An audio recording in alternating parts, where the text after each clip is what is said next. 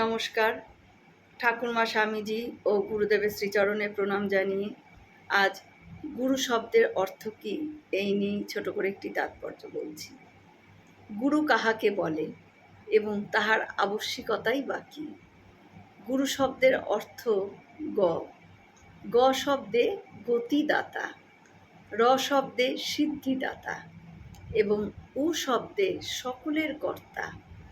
অতএব ঈশ্বরকে একমাত্র গুরু বলা যায়। তিনি ভিন্ন, জীবের গতিমুক্তি নাই। যিনি গতিমুক্তির পথ দেখাইয়া দেন তাহাকেই গুরু বলা হয়।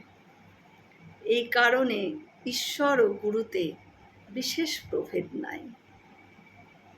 আর এই প্রকার গুরুকে সগুণ ঈশ্বর বলা যায়।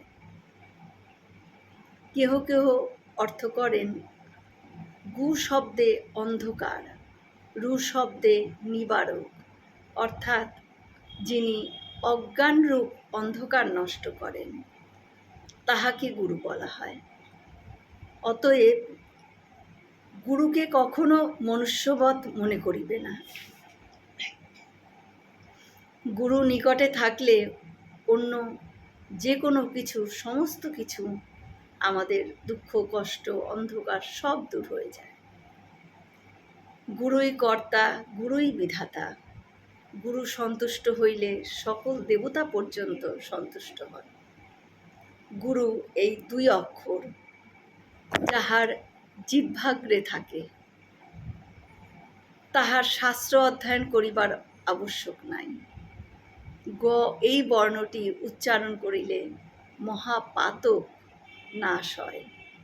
উ এই বর্ণটি উচ্চারণ করিলে ইহজন্মের পাপ নষ্ট হয় এবং রু এই বর্ণটি উচ্চারণ করিলে পূর্বজন্মের পাপ নষ্ট হয়।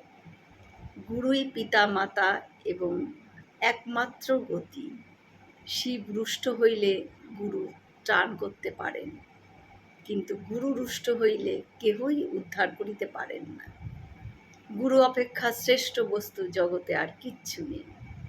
জপ তপ পূজার্চনা শাস্ত্র মন্ত্র ইত্যাদি গুরু অপেক্ষা শ্রেষ্ঠ নহে। যিনি গুরুর মূর্তি ধ্যান ও তাহার তত্ত্ব সর্বদা জপ করেন তিনি কাশীবাসের ফল প্রাপ্ত হন। গুরুই তারক ব্রহ্মস্বরূপ। নমস্কার। হয়তো অনেক ভুল ত্রুটি করে ফেললাম, ক্ষমা করে দেবেন। সকলে সুস্থ থাকবেন, ভালো থাকবেন। ঠাকুর মায়ের কৃপা দৃষ্টি সকলের ওপর বর্ষিত হোক। শুভরাত্রি।